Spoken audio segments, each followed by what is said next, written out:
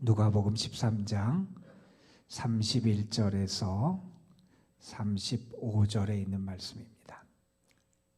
누가복음 13장 31절에서 35절에 있는 말씀,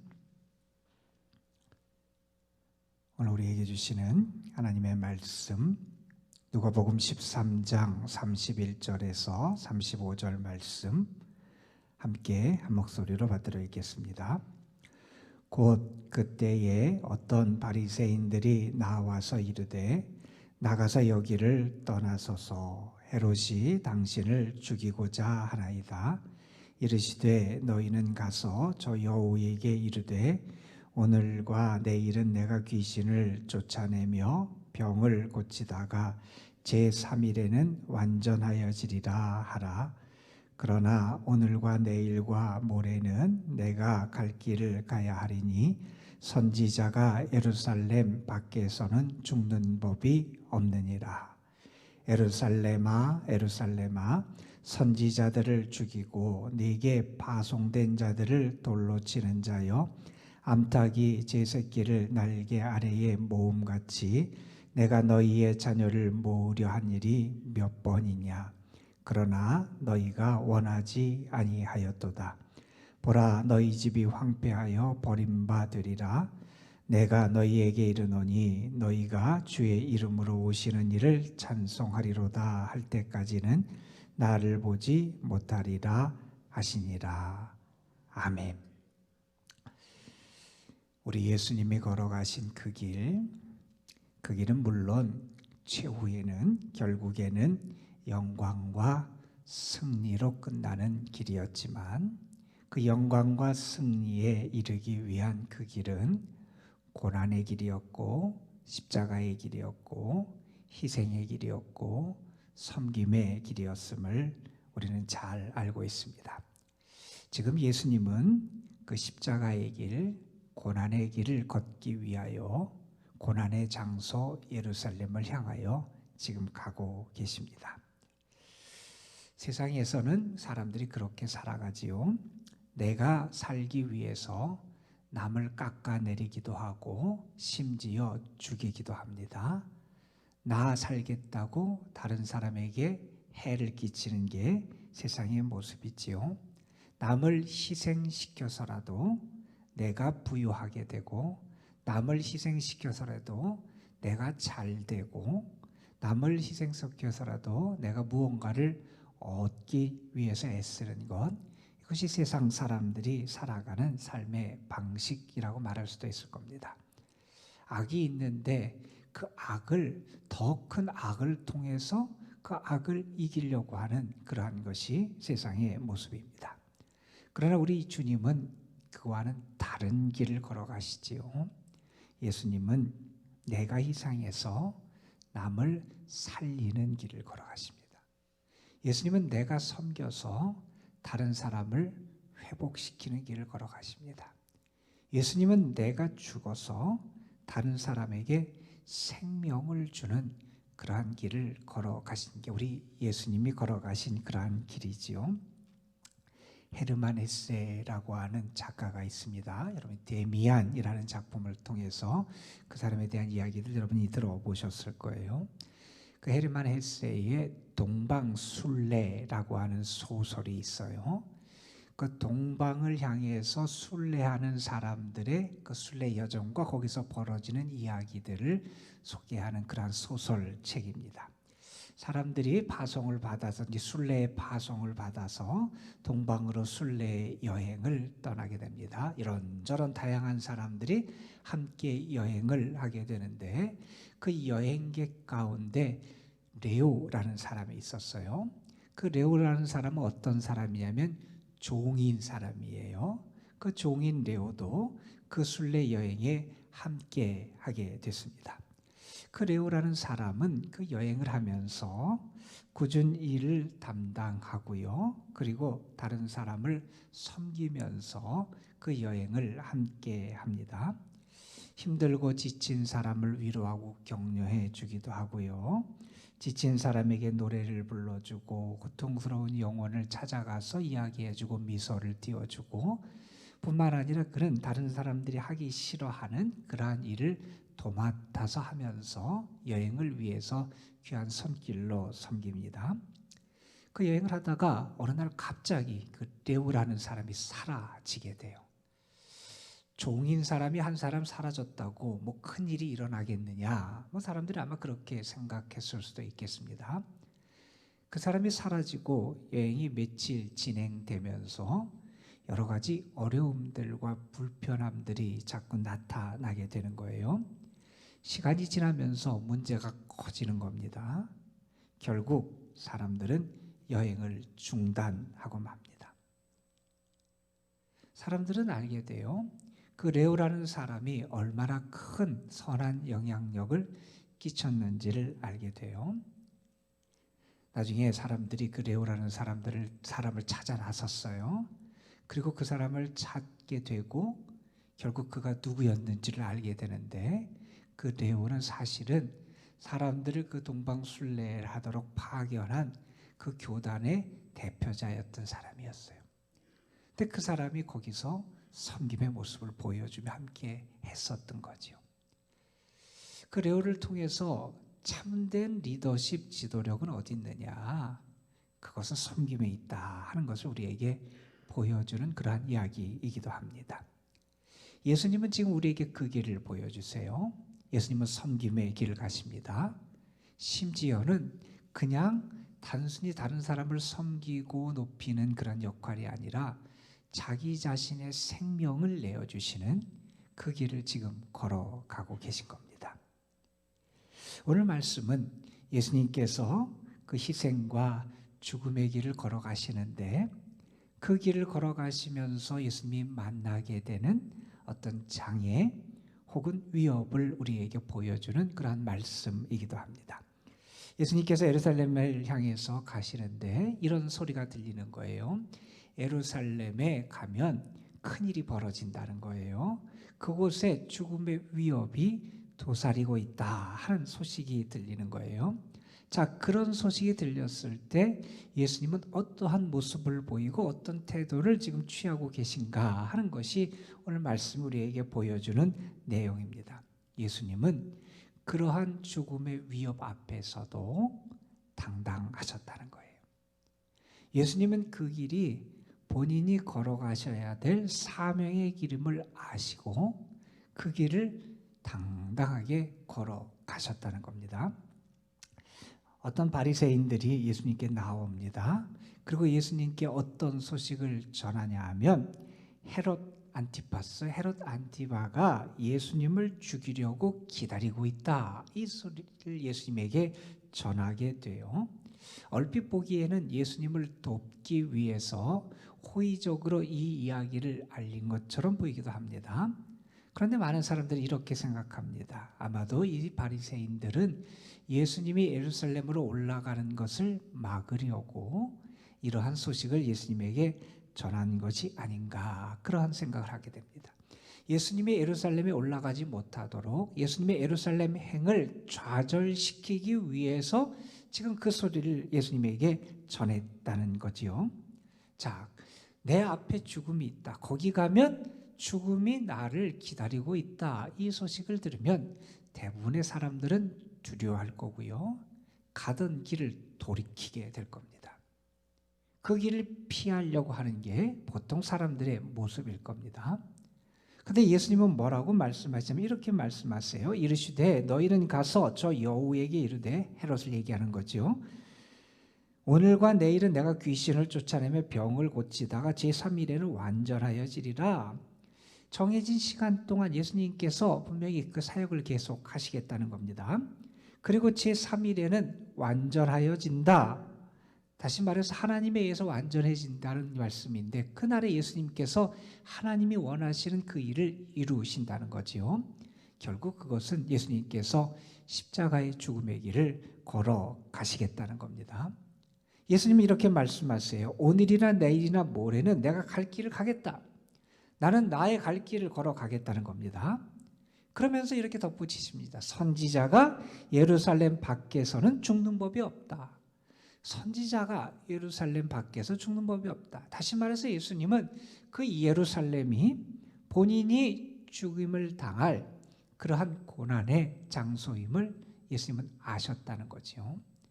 예수님은 그것을 아시면서 그 길을 걸어가신다는 겁니다.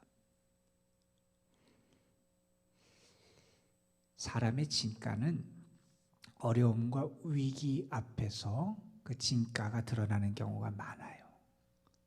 지금 예수님의 진면목을 우리가 볼 수 있는 그러한 모습입니다. 예수님은 본인의 사명이 무엇인지를 아셨어요. 하나님이 예수님을 왜 보내셨는지, 예수님에게 원하시는 것이 무엇인지, 하나님의 뜻이 무엇인지 예수님은 아셨어요.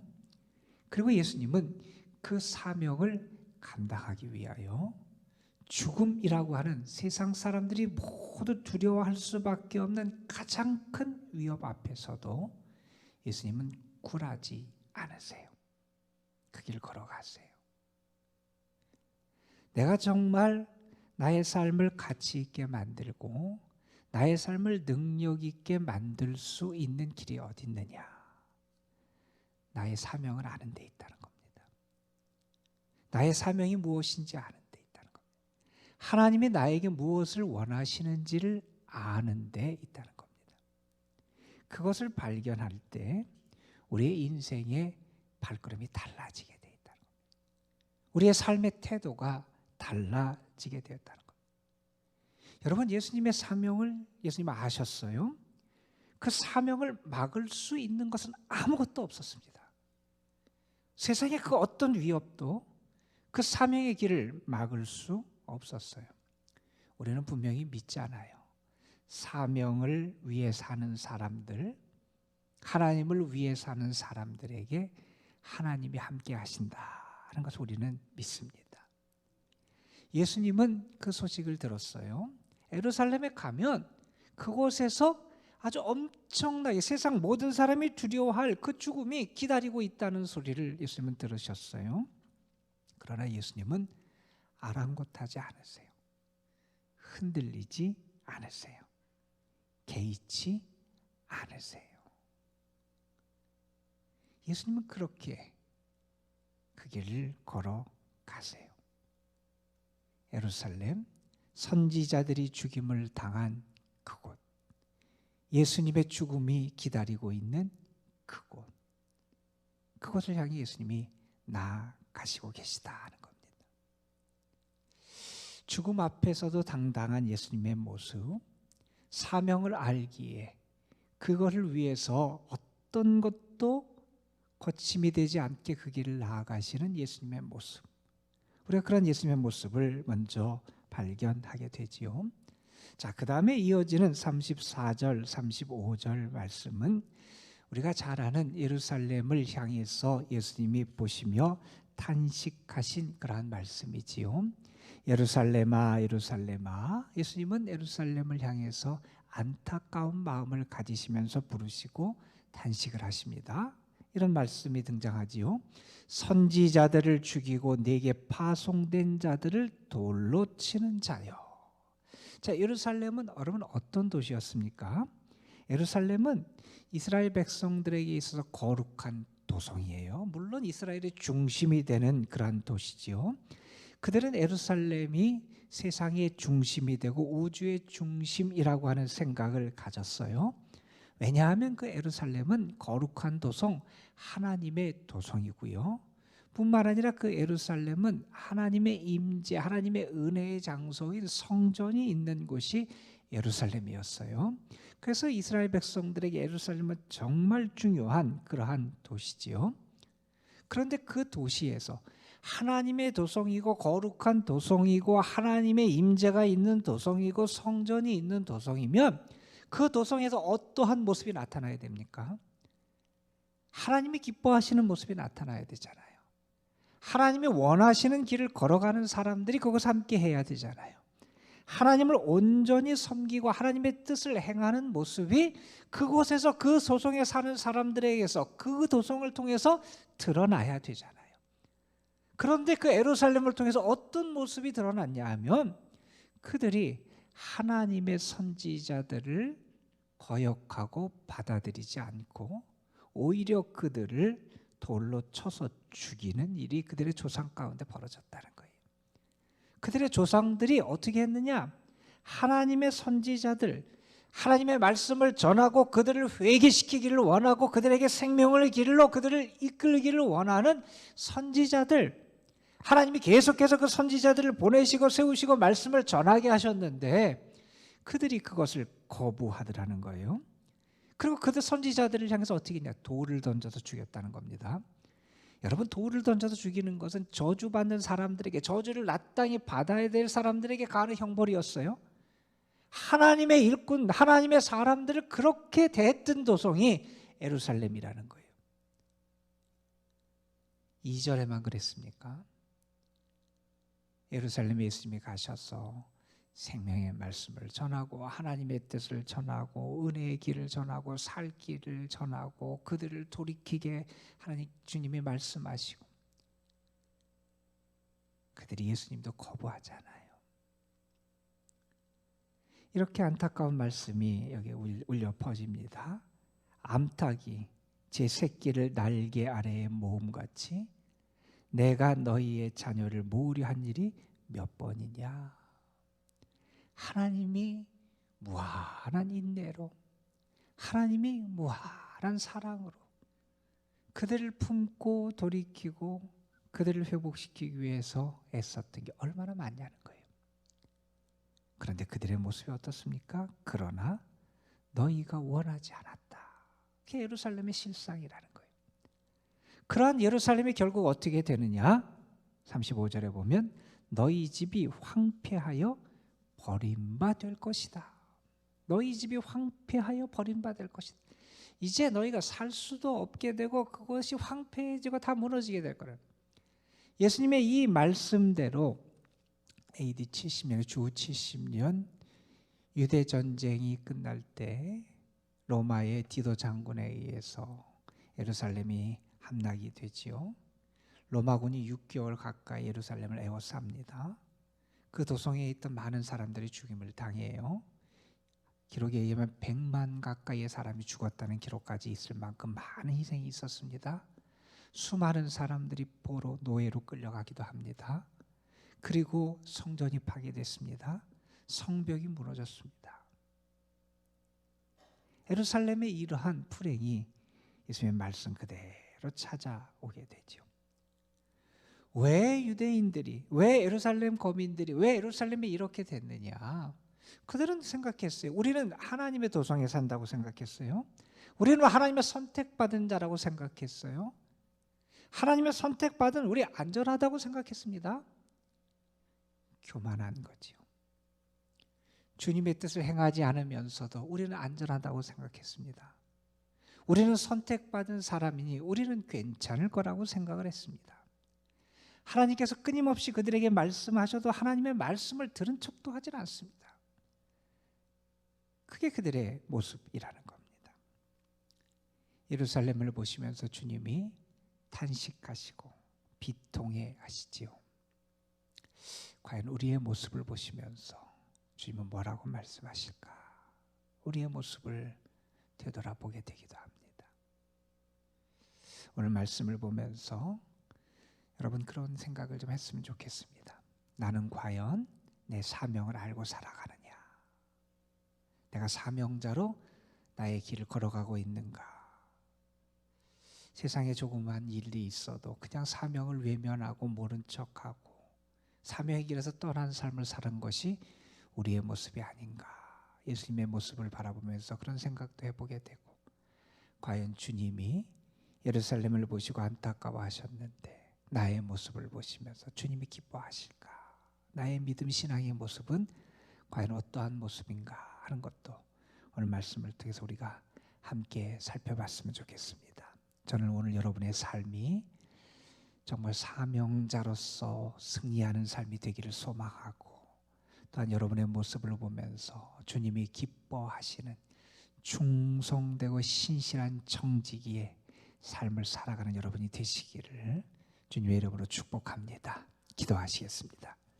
아버지 하나님, 예루살렘의 생명의 죽음의 위협이 도사리고 있다는 소리를 예수님께서 들으셨음에도 불구하고 예수님은 그 길을 온전히 걸어가십니다. 선지자가 예루살렘 밖에서 죽임을 당한 일이 없다. 예수님의 예루살렘이 예수님의 고난의 장소, 죽음의 장소임을 이미 아셨고 하나님이 왜 예수님을 그 길로 가도록 인도하셨는지를 아셨기에 그 사명을 이루기 위하여 당당히 거침없이 그 길을 걸어가셨습니다. 그리고 예수님은 예루살렘에 대해서 안타까워하시며 탄식하셨습니다. 아버지 하나님, 우리 자신이 주님의 귀한 사명을 맡은 자임도 우리가 깨달아 알게 하시고 나에게 주어진 사명, 그것을 이루기 위해서 내가 걸어가야 될 길이 무엇인지도 우리가 알게 하여 주시고 예수님의 모습을 통하여 내 자신을 참된 믿음의 자리에 잘 세워나갈 수 있도록 아버지 하나님 우리에게 은혜를 더하여 주시기를 원합니다.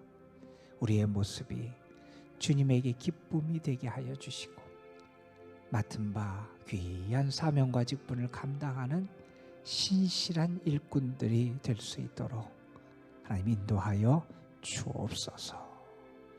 무엇보다도 이 사순절 기간을 보내면서 주님이 우리를 살리고 회복시키고 우리에게 은혜를 주시기 위하여 어떤 길을 걸어가셨는지 주님에 대해서 깊이 묵상하면서 우리의 삶이 그 주님의 길을 배워가고 닮아가고 따라가는 그러한 믿음의 삶이 될 수 있도록 역사하여 주옵소서.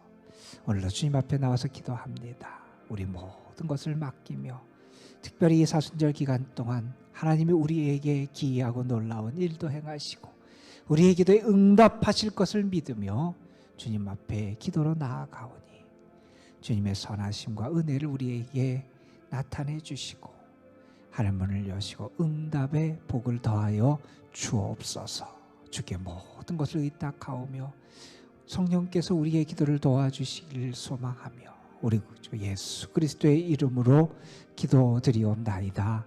아멘.